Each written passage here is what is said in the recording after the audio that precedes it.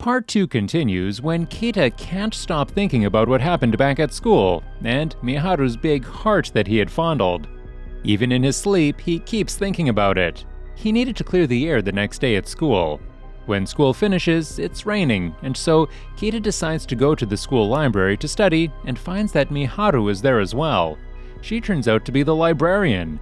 The two are the only people in the library, coincidentally, and this makes for a really awkward situation. While Keita can't stop but think that he needs to apologize, Miharu is terrified. Already in school, several rumors about Keita being a sex demon who preys on cute girls have been spreading like wildfire, and Miharu can't stop but think that she will be molested again.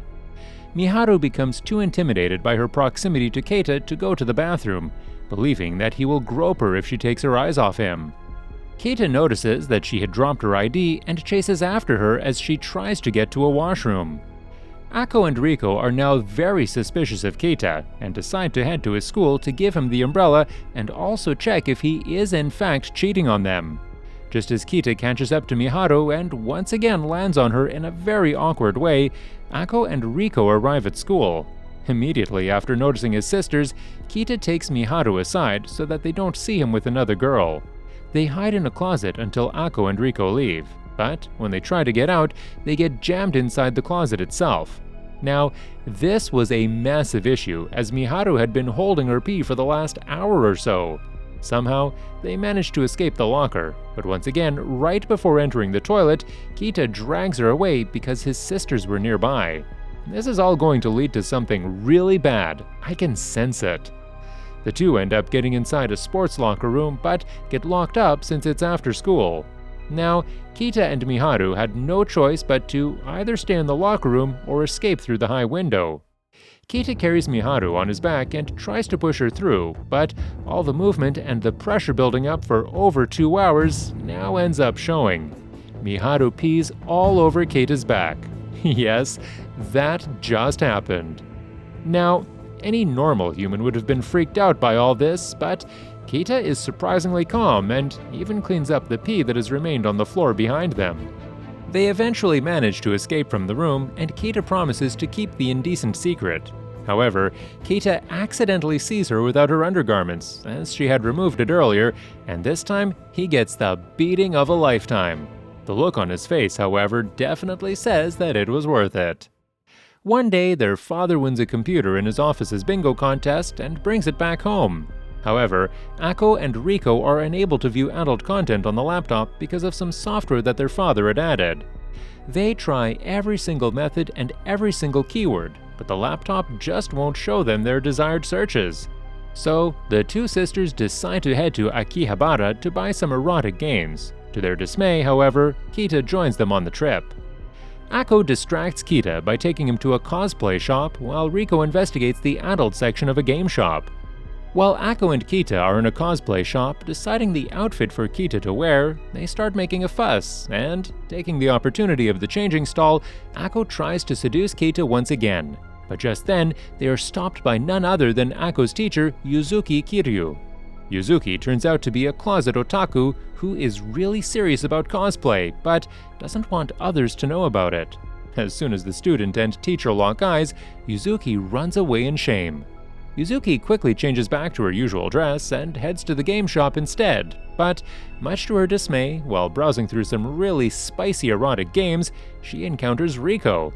She quickly makes up an excuse to be there and runs away with an extremely sus Boku no Pico game. Riko, who apparently also wanted the sus game, is not one to give up, and soon the teacher is surrounded by Keita, Riko, and Ako, and confronted about her being there. She remembers Keita and his sisters being in a really weird relationship and quickly turns the topic to them and starts lecturing them instead. Even if Yuzuki was in an adult store in front of her underage students, she did in fact have some sense in her and tells them that their so-called love had no future. The girls, however, don't care what Yuzuki had to say. They loved Keita, and apparently Keita was fine with it. They truly belonged to each other. Yuzuki drags Keita off to talk to him, inadvertently taking him to a cosplay-themed love hotel. Despite the obvious and erotic distractions, Yuzuki manages to tell Kita that he was in the wrong and had to seriously consider his feelings towards his sisters. Obviously, for some reason, the two end up in a really awkward position after Kita falls on her while leaving, but Ako and Riko find them on time to stop the situation from developing further. One of Kita's friends, Toda, coaxes him into going to the pool with him and Mikazuki and inviting Ako and Riko by handing him an erotic magazine. Kita is easily convinced and calls his sisters to come over with his trunk and their swimsuits. As they head to the pool, Yuzuki, who had been fantasizing about her favorite anime in the window of a local store, notices them. Suspicious of what they might be up to, Yuzuki decides to tail them. However, when she reaches the pool, she realizes that getting into the pool is quite expensive. It's funny how children enter the pool with little to no trouble financially, but a grown woman ends up having financial difficulties despite having a job. Wonder what she is spending her money on. After much dilemma and consideration, Yuzuki enters the pool and spies on the group from afar as they pervertedly check on each other's chests for some reason. Toda is so excited by all this that he faints a couple of times, unable to control himself. While trying to hide from them in the bathroom, she is found by Ako and Riko, and they mistake her for a peeping Tom. The two girls, who are super perverted themselves, decide to teach the pervert in the bathroom a lesson. Talk about hypocrisy. They soak her with ice water to teach her a lesson. With her clothes soaked, Yuzuki borrows Kita's gym outfit as she cannot afford to buy swimsuits in the pool store. She is confronted by the student group, but makes up an excuse for her being there and heads back home in Kita's outfit. Later that night, Yuzuki becomes entranced by the manly smell of Kita's outfit. She cannot seem to control herself from wearing the dress again and gets excited the more she smells it. In the end, Yuzuki also turns out to be as messed up as the people around her and ends up pleasuring herself while wearing it and fantasizing about Kita. Oddly so, that night Kita also has a nightmare about his teacher doing stuff with him. The anime only gets weirder as we go. The summer festival arrives, and it is the only day Kita is free from his prep school work. The festival is not only an occasion for celebration, but also a chance for Ako and Riko to once again compete to completely seduce Keita. Immediately, Riko is up to the task and gives Keita a much-needed massage to convince him to go to the festival with her, while Ako feeds her brother with tons of good stuff to convince him otherwise. Ako and Riko compete for the opportunity to spend the festival night with him. At one point, it's almost as if the two girls would cut the poor boy in half just to have their way with him. At the end, though, all three siblings go to the festival together. Despite the setbacks, the festival turns out to be quite successful for both the girls, as the paraders that pass by enable both of them to have some alone time with Kita while the other gets dragged away. Yuzuki, the very troubled teacher, is also in the festival patrolling the fair and realizes that Riko and Kita are heading to the forest area. She believes they will be doing naughty if she cannot stop them and rushes behind them, but she loses them quickly in the crowd. However, once again, because of the paraders, Kita gets separated from Riko on their way to the forest. This time, he ends up with a chick that Ako apparently brought with her to the festival.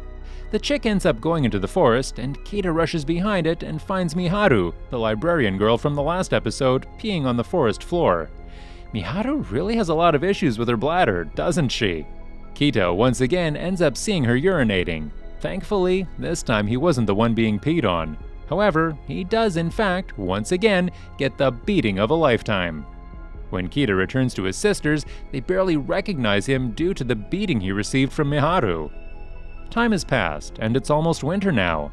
By the end of the school term, the high school entrances will arrive and Kita needs to work hard so that he can get into the same high school as his sisters.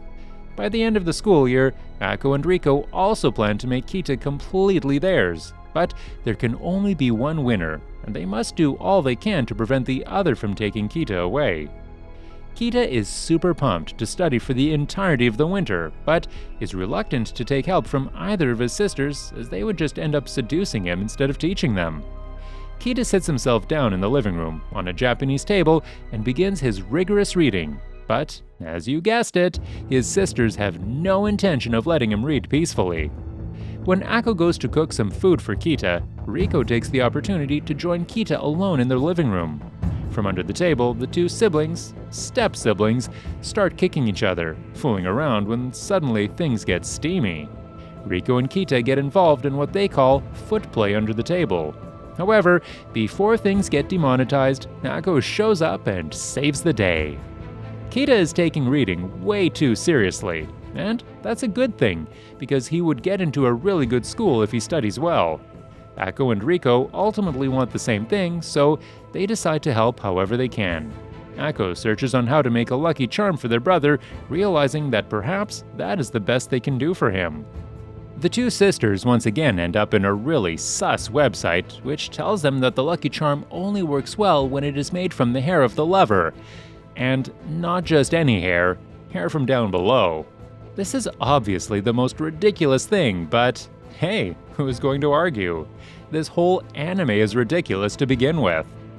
After much deliberation, the sisters pluck their own hair to make the charm. Wow, the struggles and sacrifices of true love. The weird sisters hand the charm to Keita, convincing him not to look inside.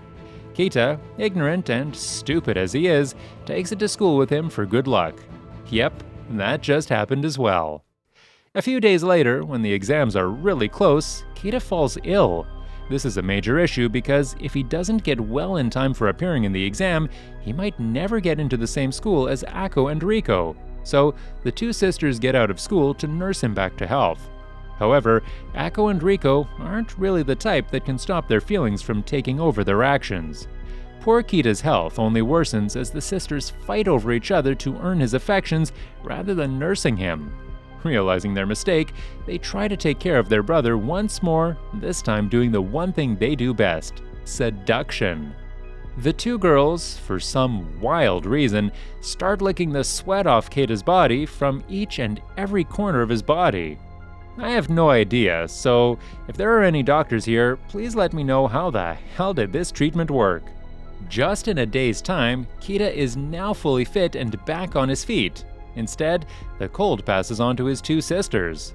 Finally, Kita prepares for his exams and the day arrives. He bid farewell to his sisters, thanking them for all their help. Yuzuki, who proctors the exam, is surprised to find Keita present. While Keita takes his exams, Ako and Riko remember how Keita supported them when they were taking their exams. It wasn't in a sensual way at all, but the girls find it to be extremely attractive. Keito manages to finish his exam and returns back home to see that both of his stepsisters were fast asleep.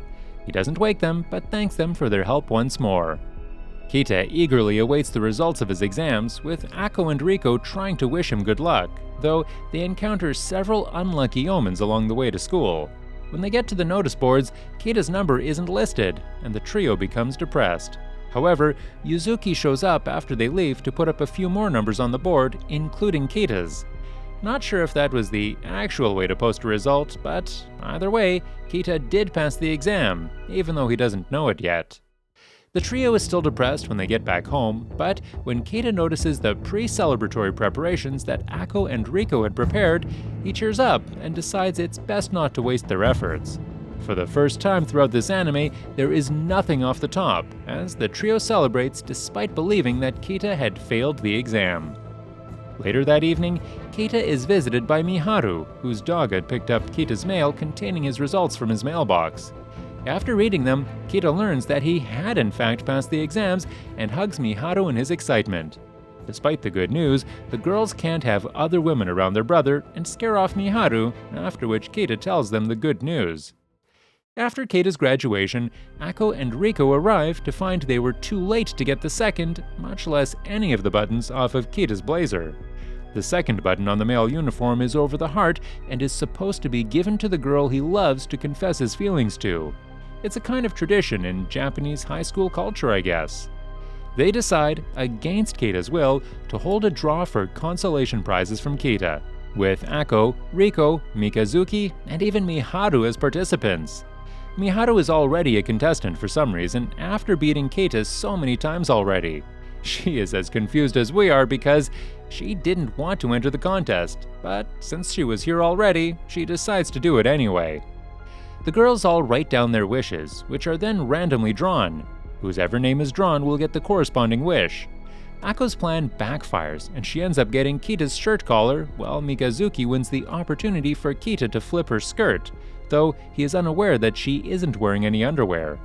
Riko wins a chance to kiss Kita in front of everyone, but is too embarrassed to do so, which makes no sense because Riko had done so much worse when it comes to Kita. Finally, Miharu gets the final grand prize, to spend 5 minutes alone with Keita in the equipment room and be allowed to do anything. Keita simply uses the time to thank Miharu, but after a slip-up, which almost always seems to happen in the anime, they end up in a compromising position, leading Ako and Riko to assume the worst. Later that night, while Keita sleeps, Ako and Riko make a move on him once more. They start seducing the man in his sleep, which I am pretty sure is highly illegal. This, however, just gives Keita weird dreams. Still dreaming, as Keita unconsciously grabs his jacket in the real world, the button he had been saving for the sisters falls out. Realizing that they still had the chance to go the normal way and didn't have to force him into getting into a relationship with them, the sisters decide to leave him alone for the night. As the new semester starts, Keita walks to high school hand in hand with Ako and Riko, and this anime finally ends. Wow, that was a wild ride.